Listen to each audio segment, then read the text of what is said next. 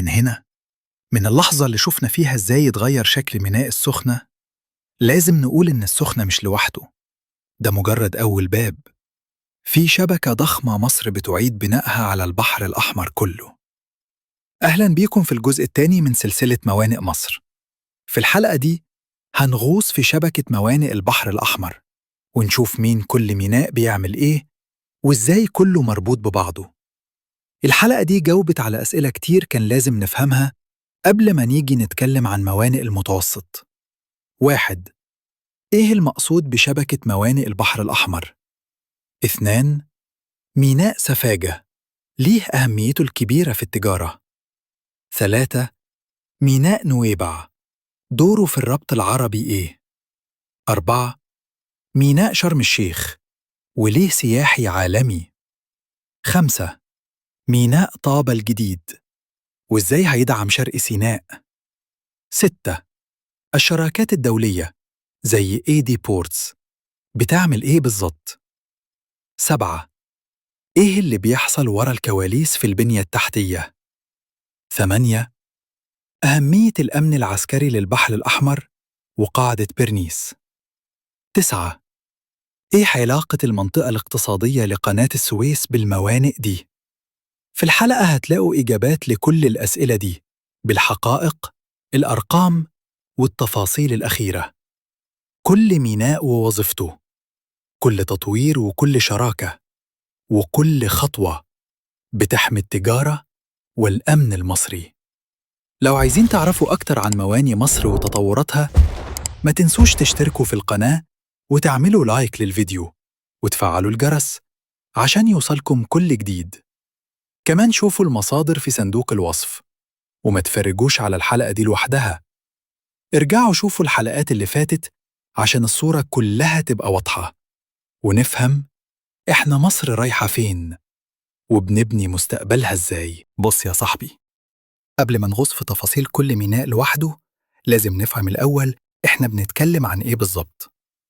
مصر مش عندها ميناء ولا 2، لأ، إحنا قدام شبكة كاملة ماشية على طول البحر الأحمر، من أول خليج السويس لحد حدود مصر الجنوبية.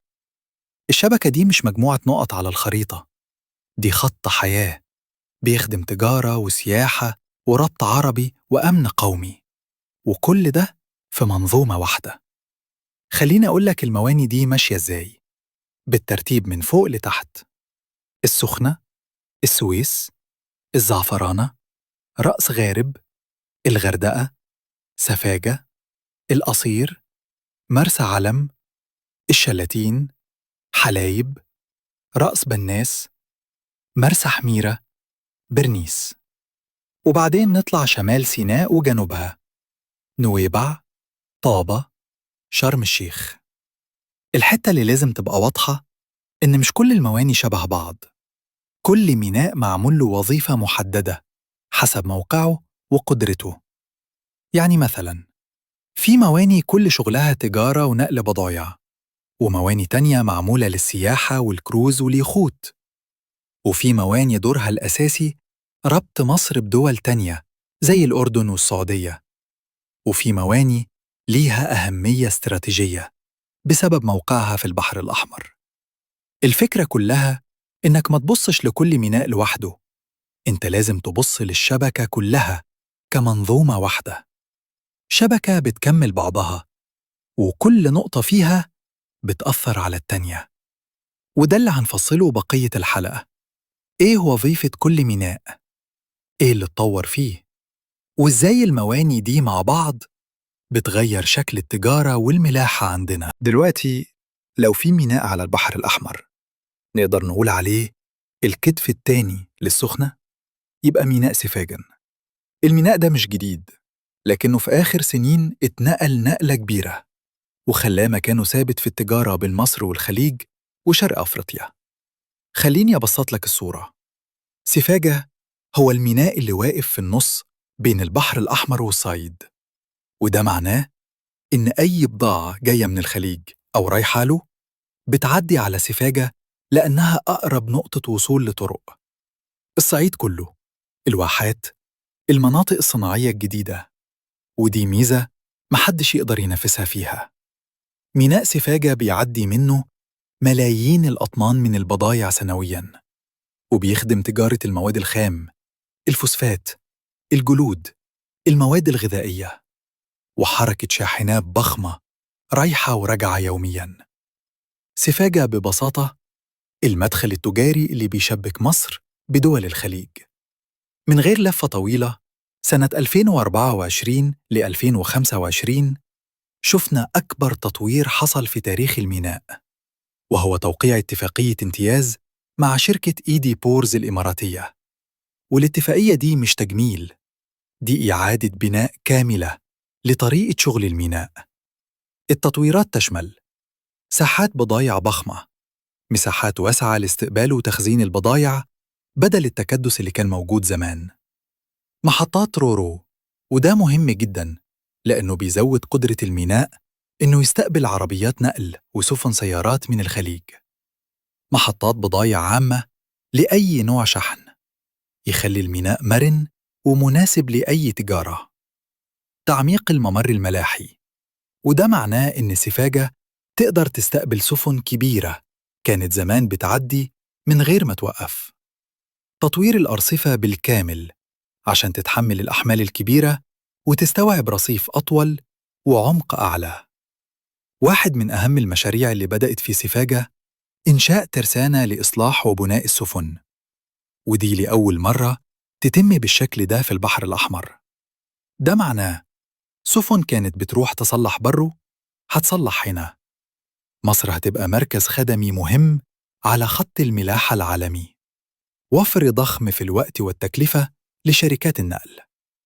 الميزة الحقيقية إن الترسانة دي بتخدم مش سفاجة بس، ده خط كامل من المواني اللي على البحر الأحمر. سفاجة لوحده بيربط مصر بالسعودية، الإمارات، الأردن، السودان، شرق أفريقيا.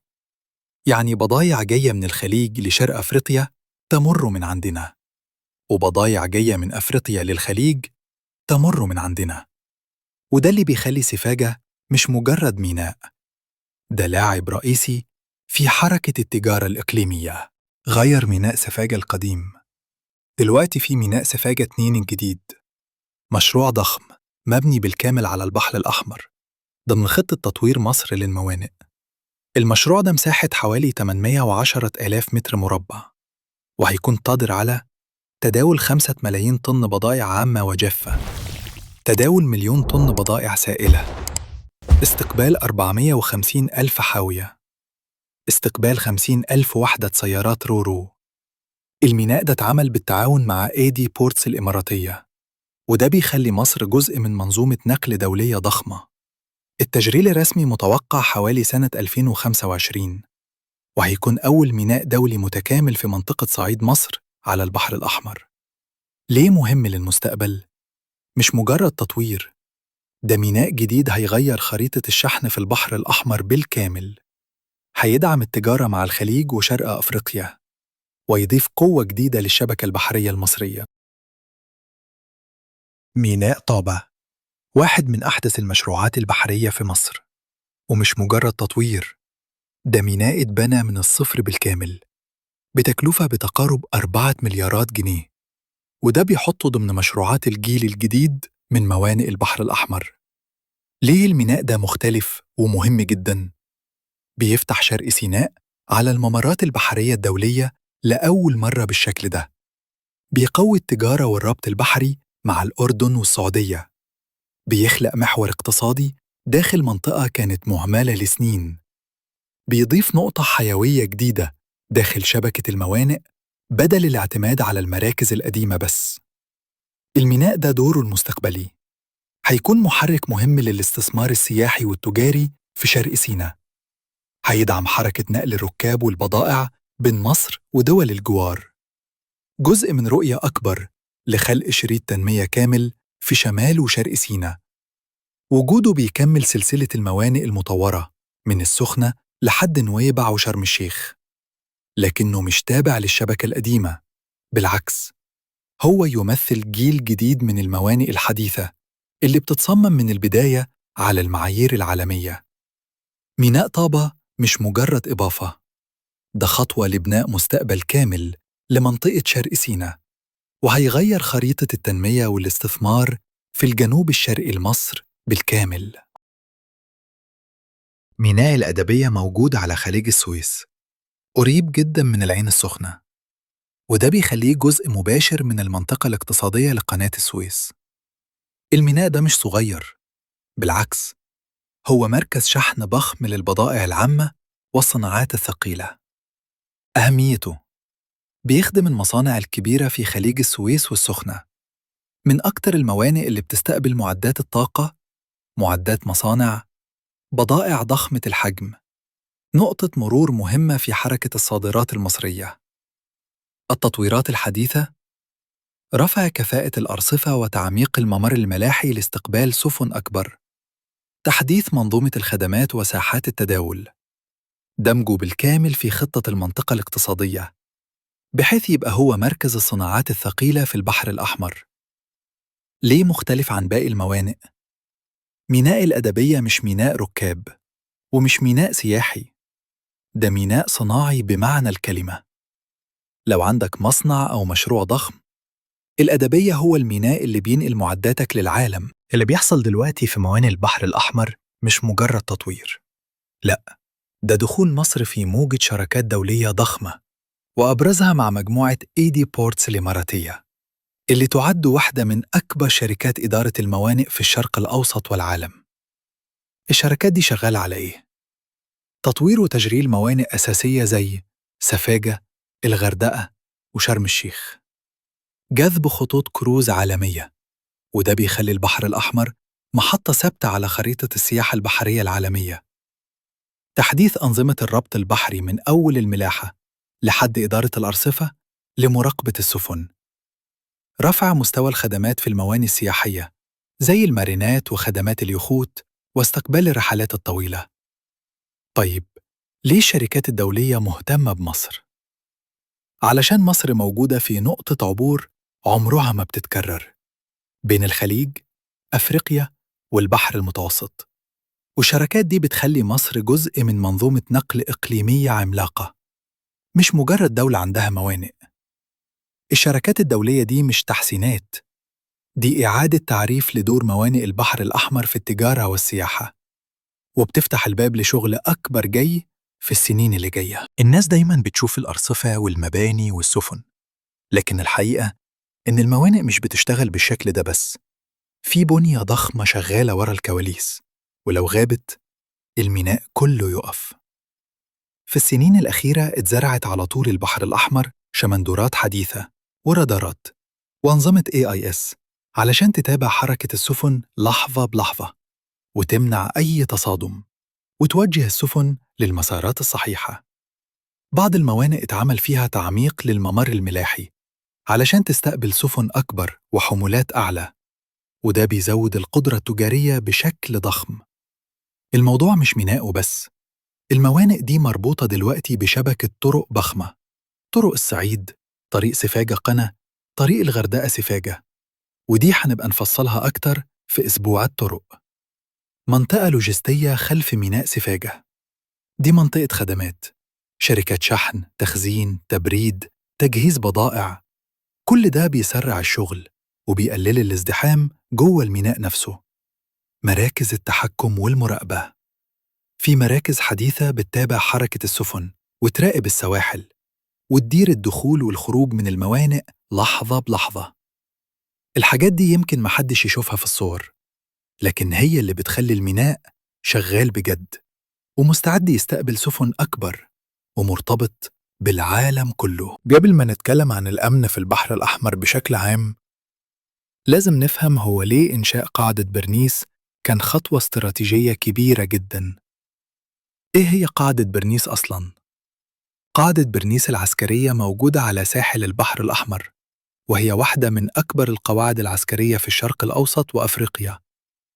اتفتحت سنة 2020، ومن يومها وهي جزء أساسي من منظومة حماية الساحل الجنوبي لمصر. القاعدة دي ليها 3 أدوار رئيسية: 1. حماية الممرات البحرية، وجودها قريب من باب المندب وخطوط التجارة العالمية بيخلي مصر عندها قدرة أسرع على الرد في أي وقت.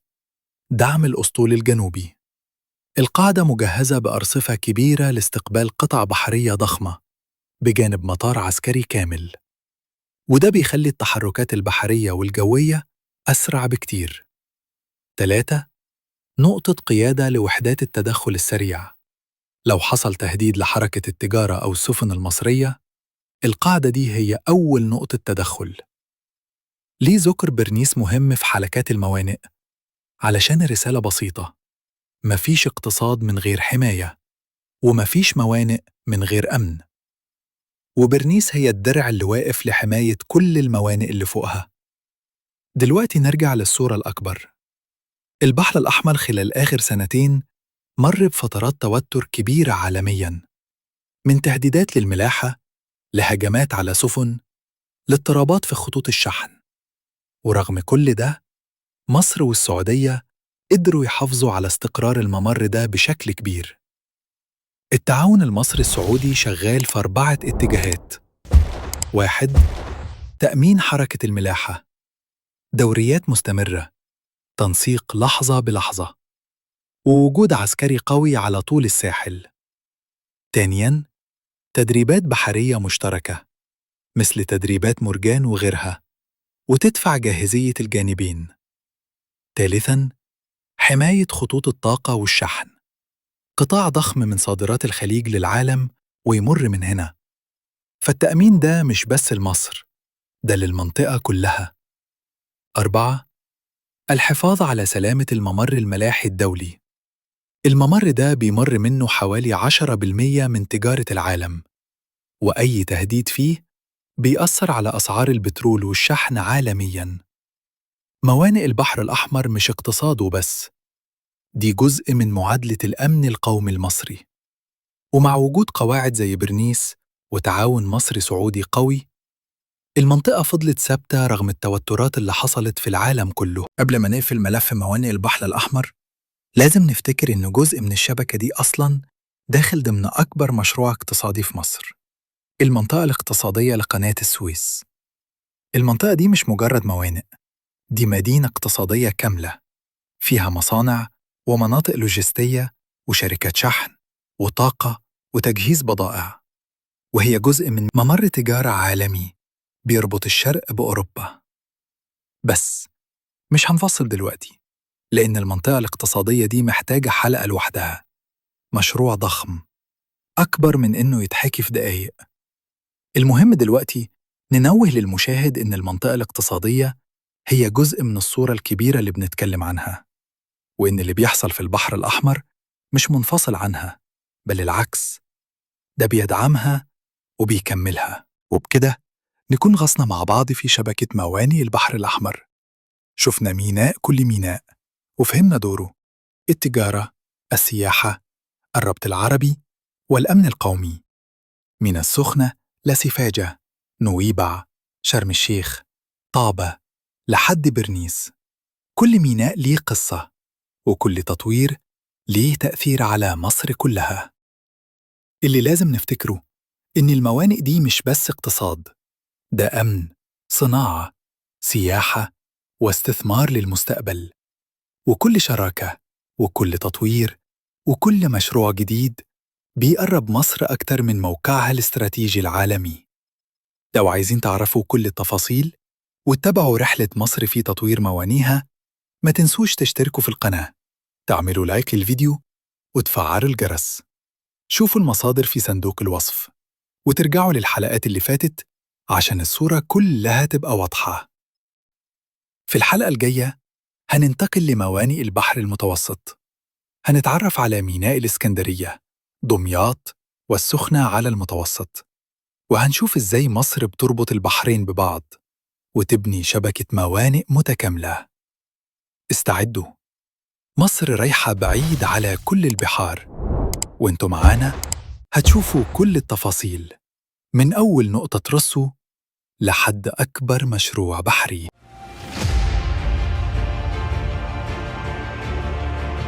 عايزين نعمل شبكة موانئ تليق بدولة تستطيع أن تقوم بمهام لوجستي في منطقتها اللي هي بتتميز موقعها الجغرافي. ميناء السخنة اللي بتكلم عليه عايز يتعمل بكام؟ 40-50 مليار جنيه. ميناء ابو قير اخش جوه البحر 3-4 كيلو عشان اضيف 7 مليون متر جوه الميه واعمل ارصفه فيها 22 متر، وعشان 15 كيلو. مين اللي بيعمل رصيف 15 كيلو؟ أنهي شركه في العالم؟